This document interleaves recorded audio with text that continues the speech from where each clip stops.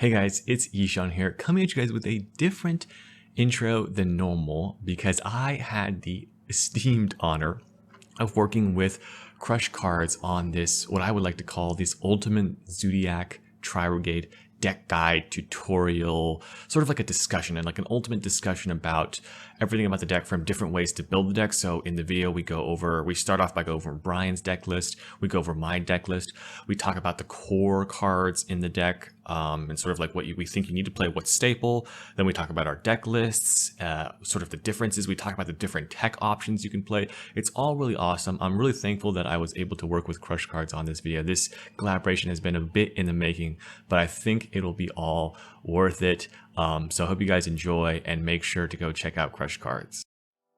Okay, hey guys.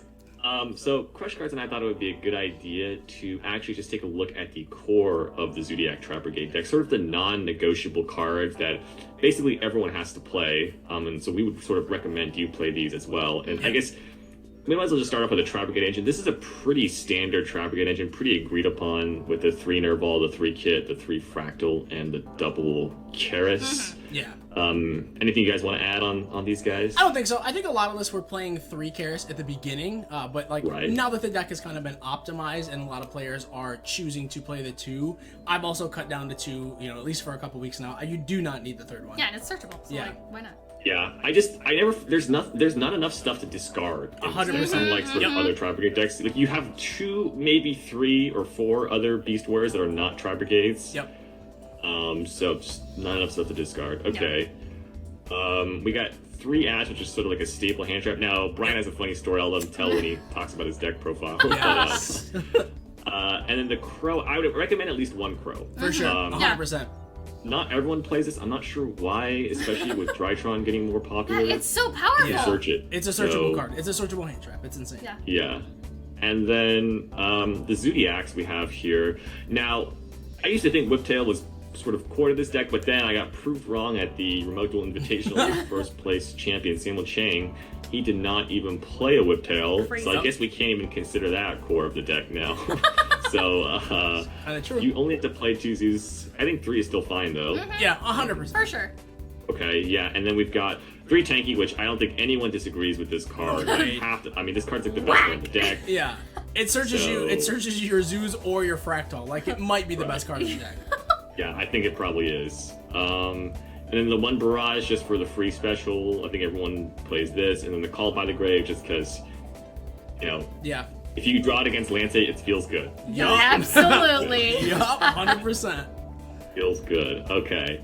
And then we got some traps here. I don't see everyone playing Impudor, although I see more and more people starting out. It's just, you win for free, and you're not playing that many spells in this deck, it's literally just like a free win condition. Crazy. Yeah, and I enjoy winning for free. Yep. So, absolutely.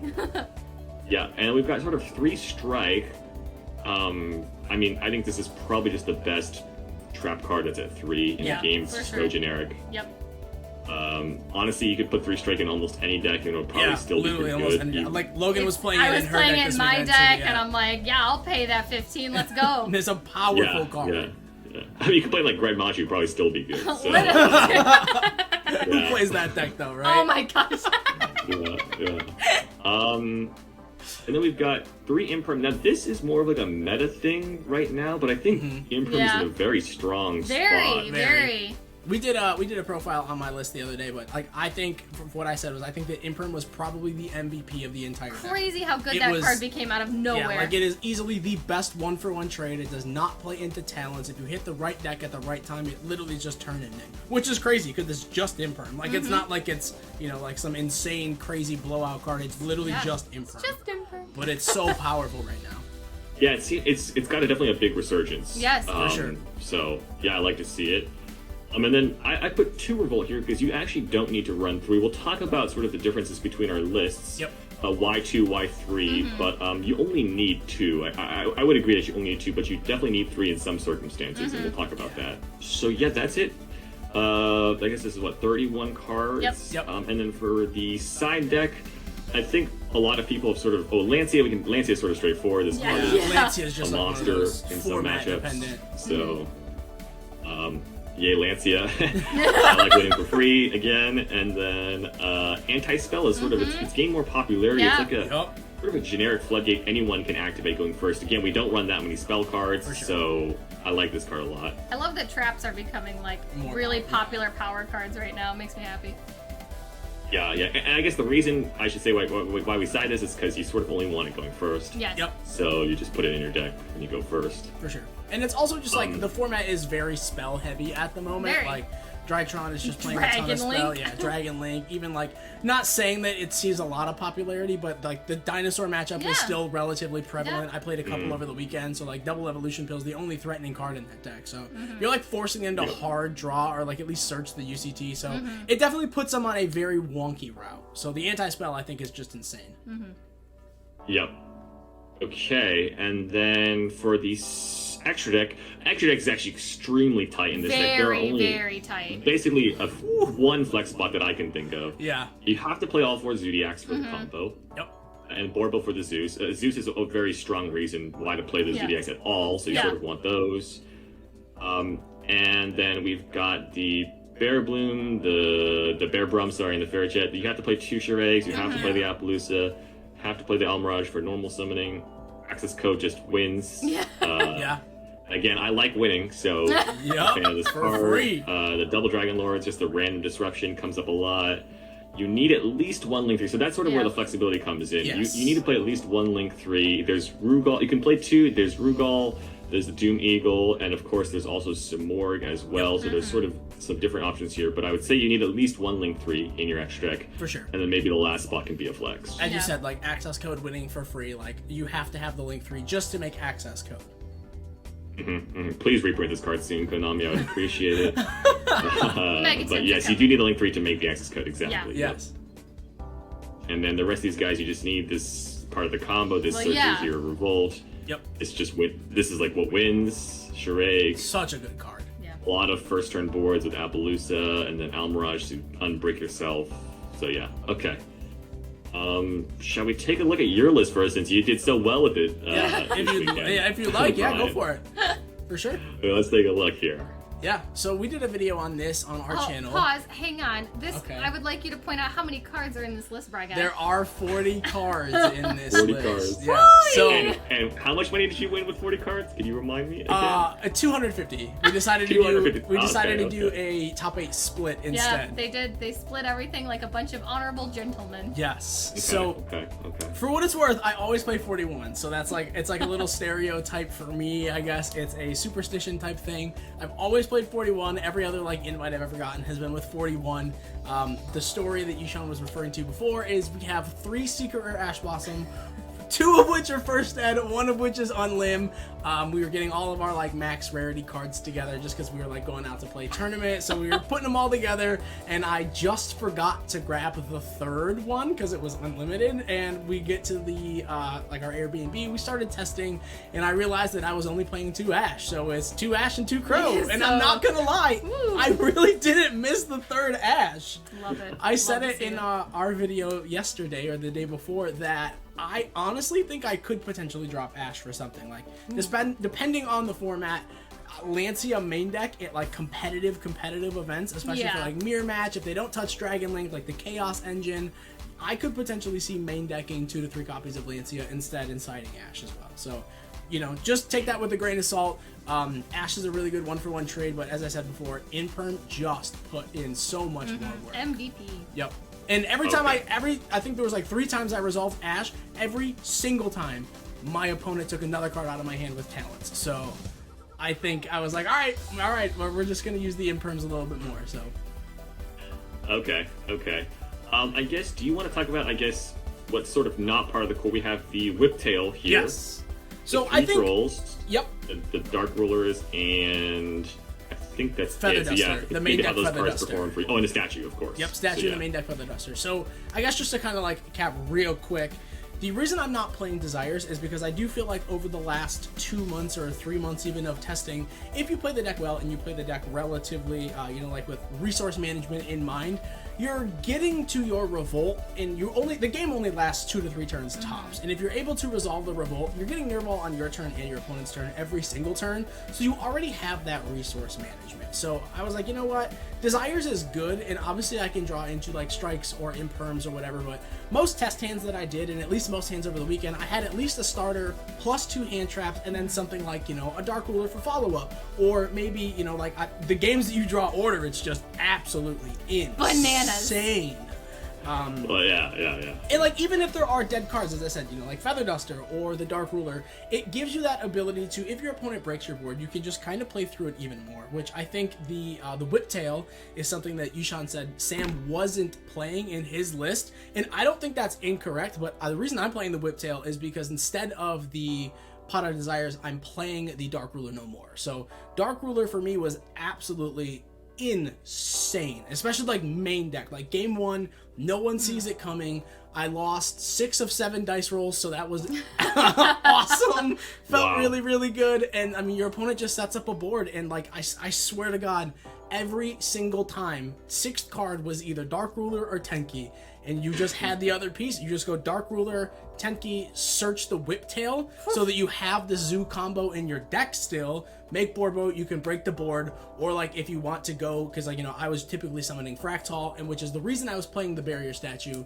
This isn't actually a going second list, but I feel like over the weekend it definitely became one. It performed as a going second list. So the Barrier Statue to me isn't like a going first play. I know a lot of people have dropped the Barrier Statue, and I think that is more than fine. You 1000% don't need it. So I'm not advocating that it's like a mandatory card, but once you can Zeus your opponent and just wipe their entire board, you leave them with like 1 or 2 cards to play through. You still have a 2 material Zeus.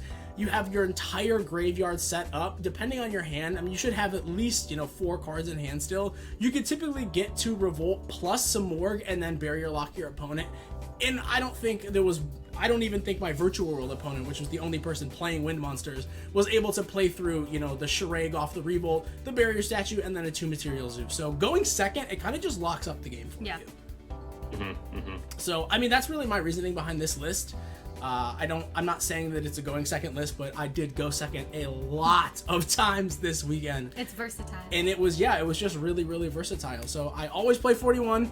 I should have probably played the 3rd Ash, but we're not complaining because 40 got us the cash. Yeah, so you know what? It got me top 8 out of you know, over 160 person tournament in Philly, so it was really good. I think the list was insane. The deck played really well. I think I really enjoy this list. I've been playing the deck for a while, and I definitely think there are things I will change. What they are, I don't necessarily know yet. I really do like talents. I'd like to I played it before. I don't know if I would main deck it or if I would side it, but it's definitely a card to consider for sure. Okay, so that's cool for the main deck. Anything notable you want to mention in your side deck? Yeah. I guess we could sort of skip the extra. So it was just a Simorg instead of a Regal. Yeah, that is the flex spot. So once again, like, I guess, you know, for the silver logic, I don't think the silver is the bad play. I also don't think silver is incorrect. For me personally, I just, you know, as I said, the way that I was playing the deck, if you play it well and you play it with that resource intensive mind state, you always are going to be resolving Revolt. So therefore, you're always going to get that Nerval, and at least the reason that I've seen a lot of people play Silver is because on your main phase, your opponent's main phase, not even yours, just your opponent's, you special back a card, and then it either triggers to go to the graveyard to search it, which you should technically, in my opinion, be doing off of Revolt regardless. So you're kind of getting that interaction already, and then on top of that, at the end phase, you're adding that card back, which is fine, but for me, whenever I needed an extender, that extender was the one in which I was searching off of the Revolt with the Nerval going to the graveyard again anyways. So I think the Simorg Link, as I said, kind of just locks up the game. A lot of people don't see it coming because a lot of Tri-Zoo lists have cut it. So when it hit the board, a lot of people, you know, you just instantaneously just saw them start sweating. So, but yeah, as far as the side deck, I don't think I would change anything in the side deck except for Judgment. I would probably play Anti-Spell instead. 100% would play Anti-Spell instead. Okay, so that sounds good. I think it might be good to maybe take a look at my list now, and it's not that one list is better or worse, it's just sort of a different style or different sort of tech cards you can play with the deck. And I think the main card to highlight here, the biggest difference between our two lists is this card right here, that Pot of green Desires. card. Yep, the big old green card. You know, being the Grand Maju player that I am, I love this card. Yeah, I bet you do. Yes, we do. But it's also very divisive card, right? So I guess so. To sort of, I think one weird thing about Pot of Desires is that it's obvious when it loses you a game because you can feel it. You banish 3 of something. Yeah. And like it's instantly like, man, that sucks. But I think it's like sort of weird because when it wins you games, you sort of might not even notice it. Yep. Because it's just 2 cards sort of replaced from your deck. Yeah. So I really like the card. And originally I wasn't even playing Gamma. This is another difference between sort of Bryan and I's list is that I sort of didn't want to play Gamma. I mean, I wanted to, but I really wanted to play Desires. And then I saw Samuel just play Gamma anyway. And I saw that and I was like, you know what? I respect that. Yeah. And so now I'm sort of trying it too. And it's pretty good. I mean, sometimes it'll bite you in the butt, but I mean... Yeah. For what it's worth, we're sort of going high power, but sort of high variance. Yeah. In the first iteration of the deck that I was playing, I was actually playing Gamma as well. I wasn't playing Desires, but I was playing Gamma, and it is really good. I mean, like, if you're able to, like Fractal or the Tenki or just like the Barrage, any interaction there, the Gamma is just insane. Like, it really does just win you it wins you the game at that point. Yeah, it just wins basically. And I like cards that just win. Simple games We're where you just simple sort of people win here. without thinking. I didn't put I sort of cut the whiptail. I put in an Upstart Goblin, which is interesting. Ooh. I once had someone tell me, someone like you, Brian, that played 41. Yup. And he said, his name is Walter Jewell, very, very good player. And he said, well, if you're playing 40 and not playing Upstart, then you're a hypocrite. Which is really interesting theory to think about, which is like, if you're trying to be as consistent as possible, why are you not playing 39 then? And I sort of agree with him. The only problem, I guess, the only faultiness behind that logic is Droll and Lockbird. Yeah. Yep. That sucks. But, I don't think it's too prevalent this meta, and so I sort of just went with the Upstart because I could. And then I did the same exact Tri-Brigade lineup. And then I played the third Revolt because of the Desires. And the third Ash. And you played the third Ash. The third Ash. And the third Ash, just because, I don't have first edition secret rares, but I do have 3 of this card, so I put 3 of it in my deck. It does the same thing. At least you're playing the forehead, not the feet. Yeah, forehead all day. Forehead all day. Forehead gang. Exactly. Yeah, and then, I played 3 Revolt, and I think that's it for the main deck. So pretty similar, just sort of a different route with the Desires. Yep. And then I guess a few things about the side deck. Dark Ruler should be in your deck somewhere, in our 100%. opinion, because of the synergy with the Zoos and the Zeus. So this card should be in your deck somewhere. And then I just played the Droll in the side deck. The one thing that I like more about Bryan's side deck, but I couldn't quite bring to mind, is Nibiru. I really wanted to play Nibiru in here. If I had like 18 cards to put in my side deck, I think I would play Nibiru. Just because I think it's... sometimes it just wins. And again, I like cards that just win. Yeah. I'm taking full credit for that. Bryan was like... Sort of one Brian wasn't sure if he was gonna play Nibiru or not, and I take full credit for that. So that was all me. It is very true. I was like, "Oh, you should play Nibiru," and he's like, I don't know." And I'm like, "Dude, it literally ends entire turns." It's a free win. And I told him, I'm like, if you're playing against a rogue player like early in rounds, like you Nibiru them game 2 or 3, like they just die. Like so that's all me. You're welcome. A-class deck builder. You're welcome. For what it's worth, it was. I saw this on DB Grinder's channel. I think a week or 2 ago. Someone was playing Ghost Mourner and Spooky Dog, or not Ghost. Moonlit Chill. Oh my Moonlit god. Chill. How Sorry, my dare bad. you Yeah, mix yeah. her up with Spooky? The wind one. And they were playing it for time, and I was like, man, every time I've ever tested in game 3, I've gone to time. And for what it's worth, We went to time all damn almost day. every single game I went to time. I think my there was God. 2 rounds out of 7 So that I didn't stressful. go to time. So So, Wow. but Okay. if I had the Moonlit Chill as opposed to the Nibiru, it wouldn't have mattered because the Nib won me the game regardless. So You're darn the Nib right. allowed me to clear the board, and the Ghost Mourner would have just allowed me to do a little bit more damage. So I'm glad I stuck with Nib, and I think Nib is 1000% the right choice. You're welcome. There we go. That's some teamwork right there. Yeah. So I really want to fit Nib, but maybe I'll try to play around with it and see if I can find a spot for Nib.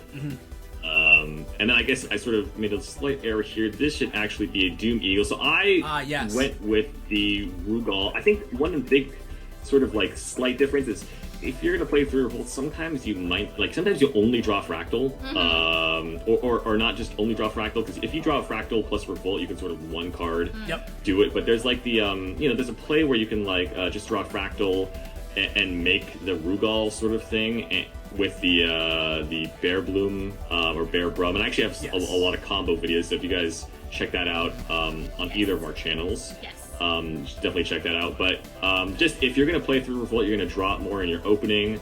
So I think it's nice to have this Revolt. Sometimes you're just sending a Link 3 anyway, which is kind of interesting. So, yeah. And that's really it. There's not much to talk about in the extra deck because it's so similar. I have a question for you personally, yes, and this please. is this is definitely just personal preference. So why Twin over Cosmic?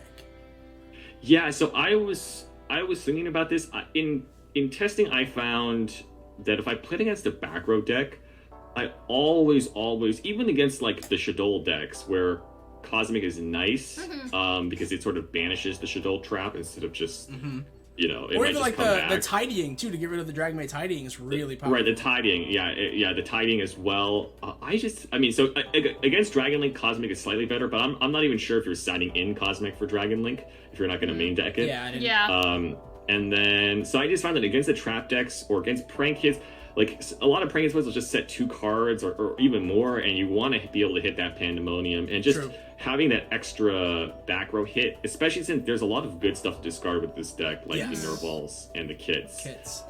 Even driver or just sometimes. like some random driver. Because you're definitely opening it. You're definitely opening the driver at least once a match. Right. Barrage sometimes is dead. Oh, quick tip! I just thought I just pointed out. This card can dump Barrage. I'm pretty sure it can. So if you drop both of these, which seems to happen, Rat and Ram for some reason, you can actually dump Barrage because it sends a Zoodiac card. So fun fact. Yeah. So, but yeah, that's sort of the reason why. Yeah, that's fair. I found that like in a lot of the testing that we did, a lot of back row decks had protection from destruction for their back row, but they didn't have protection against banishing, which is just why I made the last minute decision to do the Cosmic over the Twin. And like main decking Feather Duster in the IO, obviously you still have like 5 outs to back row. So no, I don't think it's wrong at all. Just curious to get your opinion. Okay. Yeah, and that's it from my deck. So I guess let's just do a quick review about the differences between our decks, just so the viewers can remember. Yep. We'll just go over real quick. So there was, Bryan had a Whiptail and a statue, along with the Huffbeast Feather Duster, which I like. I like this card. Yeah. Just because it can win you. I like winning. He had Dark Dwarves in the main, whereas I had them in the side. He played the Drolls in the main, whereas I had them in the side. And then he had an extra DD Crow. I'm obviously playing the Gamma package. He was missing an Ash, so there's the Ash there, and then 1 extra Revolt. And then in his side deck, he had he had the Phantasme Nibiru Cosmic, and then he had the Judgment in his side, but he said he would probably swap that out for Anti-Spell. And then, of course, these 2 Link Monsters. Different. So if you just sort of want to see the difference between our 2 decks, this is a good little image to look at. Yep. Perfect. And I think that is sort of it about everything. Oh, there's some cards to talk about. We have some cards to talk about, actually.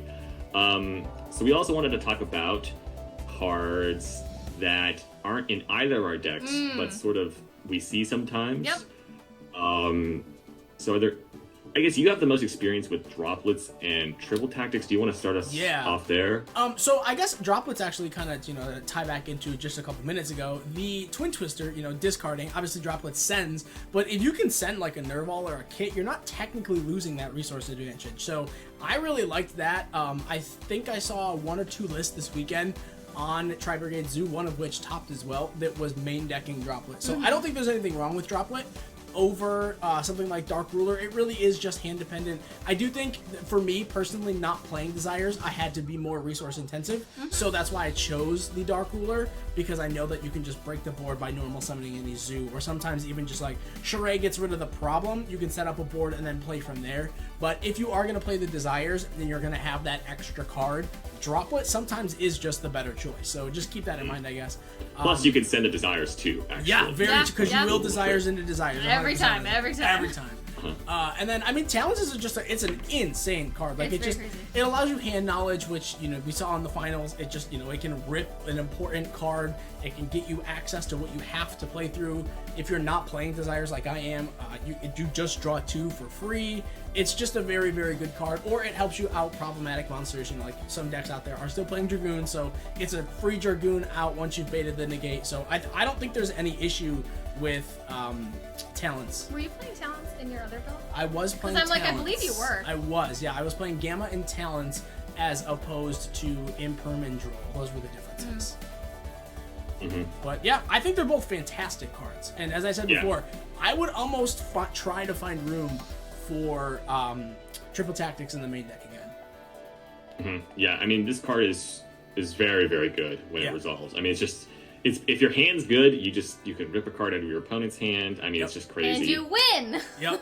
Yeah. Free wins. Again, free wins. I like Free wins. Yeah. The hand traps are interesting here. I picked these three because I thought they were maybe the three most common ones. Yeah.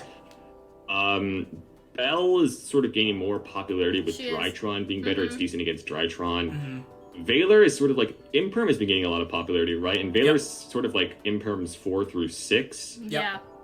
It's also a lot cheaper than Imperm. So if you're looking for a hand trap and you don't have Imperms, then Valor is your boy. It's a very good budget alternative. And I mean, I guess Skullmeister is just sort of randomly good. It's just sort of one for one. It is. It's good. I think Belle's pretty much the best in the lineup, in my opinion. Yeah, it hits so much. It hits so much. And then there is one card that's actually not on the screen that I just thought of, so I apologize to everyone for not putting it in. But a lot of decks I've seen play Alpha, Master of Beasts as well. Alpha is also pretty good against Dragonling. Yes. What a good boy. Love him. I tested Alpha. I don't think there was anything wrong with it, but you know, as I said previously, main decking cards like Dark Ruler, making Zeus, being able to have access to, you know, like multiple charades to get rid of cards. I just didn't find it necessary. But it is something that I've seen before, for sure. Yeah, and it sort of has that slight beast synergy. Yes. And if you have a crazy game, you can even search it. I'm sure that's pretty rare. Banish 8. Yep. And then I just want to talk about some trap cards here. So before Bear Bloom came out, a lot of people were on this trap trick normal trap engine. Yep. It's not that it's bad now, it's just that you don't need to do it anymore, and you can sort of play cards like Solemn Strike and Imperial Order. Yep. Which are just so high impact. Counter traps in general right now are just extremely powerful. Like, it's almost like you need to play them because you just want to end turns as fast as possible. Yep. Man, there's no feeling. These are just options, though. Yeah, you can still play them. There's no better feeling than, you know, like striking a 14 material Zeus. True. Sometimes if I'm feeling like a little cruel, I'll let their Zeus resolve and sort of wait for them to activate the effect. Like, there's no reason to do that, but if I'm just feeling like I want to mess with them a little bit, then I do that sometimes if I'm playing. Wow. Toying with your prey. Yeah, okay, so it's just sort of an option, still available. Yeah. And then there's one card I have in the extra deck. This is like I know a lot of people don't have access code talker, but maybe have a Tri-Brigade engine. This is like your access code talker imposter budget replacement. Yes. Especially if you play like Desires, this card can get pretty high. Yeah. But it doesn't pop cards. That's the biggest problem. Yeah. It doesn't pop cards. But if you're looking for a link for to help you close out games, this is probably the best one because it's so generic. It only needs 2 effect monsters. Yep. So just an option for all you budget players out there. Or if not, like the third charade comes up sometimes too, or can. The third charade is also fantastic. Yeah. Cool. But yeah, that's it. I think hopefully we've helped you guys sort of learn everything there is to learn about the deck. Get more insight and just more opinion. You know, I think what's really helpful about a video like this with this kind of collaboration is it shows you that you can play the deck in 2 completely different ways essentially, but like they're both extremely successful. Like and even Samuel Chang's version was like very different. Like people seem to get the mindset that there's only one way to play a deck and like that version is like the best version. You must play these 40 or whatever cards, and I feel like this really shows people that like you can play variations with a very similar core and you can still be extremely successful. It's really at the end of the day it does come down to piloting and how you can pilot the deck the best way. And I think that's kind of what drew me to the deck specifically is, you know, as we went over in the very first section, is that the deck has its core, but there is like, I mean, if we're being like super technical, there's like maybe even 14 slots that are open, and that, you know, like if you don't really want to play Imperial Order or you don't want to play, you know, like Solemn Strikes, there's a couple lists not playing Strike at all this weekend, or, you know, even just throughout the last couple weeks of playing, there's just a lot of lists that vary. I think having that freedom to play, you know, as Yishan showed at the last slide, is you've got a bunch of traps or you can play a bunch of hand traps. I personally like the hand traps because they are, you know, a little bit more versatile going first and second, and even though the traps are very blowouty traps, I feel like, like once you've set 4, your opponent knows exactly how many cards they're going to have to play through. Yes. Whereas opposed to if you have 4 hand traps in your hand, those are more, like of a surprise factor. Ooh. So I think that was more the reason I leaned towards the hand trap heavy version. Yeah. But I think this deck is just so cool because, as Logan said, there's a ton of versatility. Yes. And there's a ton of room to make it your own while having it still be Tri-Brigade Zoo, but still be successful. It is an extremely creative style of deck, and I think that's what makes it so alluring to people, is they can really make it their own while still being very much in that tier of what that deck is. Yeah, no, it's really cool. One thing I wanted to sort of just note, just as a technical sort of play thing, is it's actually nice to have a nice mix of hand traps and traps, because it makes like those trap blowout cards, less painful. Yeah. Yep. And but also you get to sort of get the mix, because like, there's no hand trap that's going to do what Solemn Strike does. So you sort of get the power as well. Yeah. So I really like the balance. This deck feels very balanced. It does. It honestly, I really like that about it. Yeah, it feels like it's very much monster spells traps. Like it's the beautiful foundation of Yu-Gi-Oh. Yeah. If I could just take out this driver and replace it with one spell, it'd be perfect. But so we can have a nice 20-10-10. But yeah. Oh man. So I guess that's it for this video. I have a combo video that I think will be going up on both of our channels. Yes, it will. So if you sort of are new to the deck, or even if you've sort of played for a little while, I think, combos aren't the end-all and be-all. You're not going to just watch the combo video and go top a bunch of events. Oh, no, you're not. What it will do is it will let you it'll sort of ingrain the basics that you need to play this deck. You sort of need to know some basic combos just to start playing, and then the rest of it is sort of up to you. So yeah. And go check those out. Yeah. Thanks, guys, for having me on your channel. I appreciate it. Thanks for having us on yours, too, man. And I can confirm that Yishan does do a very fantastic, well-done combo videos. When I was learning the Bird Up deck, I watched all of Yishan's videos. And I was like, it was like a wonderful comfort and tranquility all while learning a deck. It was so beautiful. But but huge thank you to Yishan for hanging out with us, talking about a deck that we both absolutely love. Like, we love this deck, and that's why we are putting so much damn work into it for y'all, because we want to show you, A, the results, and B, that, it takes a lot of commitment to make a deck do what you want it to do. All right, so if you guys haven't already subscribed to Crush Cards channels, you guys should go do that. I would be very shocked if you haven't, but again, if you haven't, it's better late than never, right? Jump on the train and go show them your support. Facts. Thank you, Yishan. And then make sure if you're watching us on our channel, you go check out Yishan's channel. We have the link in the description box down below. Go check him out. He does the most. He does the absolute best. He works super hard, and we love him very much. He is a dear friend, and he really is a gosh darn professional.